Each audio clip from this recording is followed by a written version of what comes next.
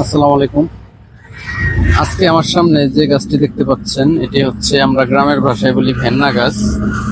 এর ইংরেজি নাম হচ্ছে কাস্টর।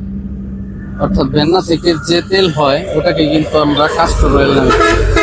তো আমরা অনেকেই কিন্তু জানতাম না যে এই ভেন্নার তেলকে আসলে কাস্টর অয়েল বলে। তো এই তেলের কিন্তু বিভিন্ন পুষ্টি উপকারিতা আছে। এটা আপনার ত্বকের জন্য অত্যন্ত ভালো। আর এটি রান্না করেও খেতে পারেন এবং কি আপনার ত্বকেও ব্যবহার করতে পারবেন। দুইভাবে ব্যবহার করতে পারবেন। আমি একটা পরিপক্ক বীজ ছেড়ছি, দেখেন আপনাদের একটু দেখানোর চেষ্টা করি। এটার ভিতরে এক ধরনের বীজ আছে।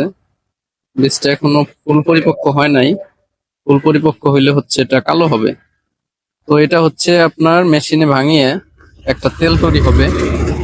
তেলটা স্বাদে একটু মিষ্টি মিষ্টি। আগেকার গ্রামের মানুষ এগুলো অনেক খাইছে, কিন্তু আমরা হচ্ছে বর্তমান যুগের যে প্রজন্ম, আমরা কিন্তু এগুলা খুব একটা খাচ্ছি না।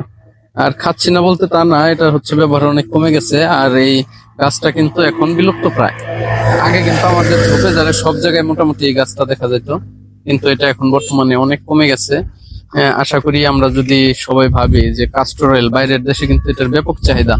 আমাদের দেশেও আপনি একটা দোকানে কাস্টর অয়েল কিনতে গেলে কিন্তু আপনার 500 থেকে 700 টাকা গুনতে হবে। তো ওই ক্ষেত্রে এই গাছগুলো যদি আমরা যত্ন নেই এবং কি বাড়ি যদি খাওয়ার জন্য বা ত্বকে ব্যবহারের জন্য যদি আমরা এটা ব্যবহার করি, তাহলে হচ্ছে আমাদের ত্বকও ভালো থাকবে। রিসেন্টলি হচ্ছে অনেকের স্কিনের সমস্যা। তো আমি যতদূর জানি যে এই তেলটা ত্বকের জন্য অত্যন্ত ভালো। ত্বকটা মসৃণ থাকে। কারো ত্বকে যদি লাল লাল ভাব, লাল লাল দাগ থাকে, ওই দাগটাও উপশম করতে সাহায্য করে। তো এই ভেন্না আমাদের গ্রামের মানুষকে আগে দেখছি অনেক ব্যবহার করছে, কিন্তু রিসেন্টলি এই ভেন্নাগুলো ব্যবহার অনেক কমে গেছে।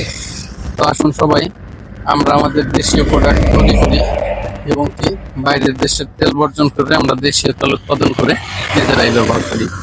ধন্যবাদ সবাইকে।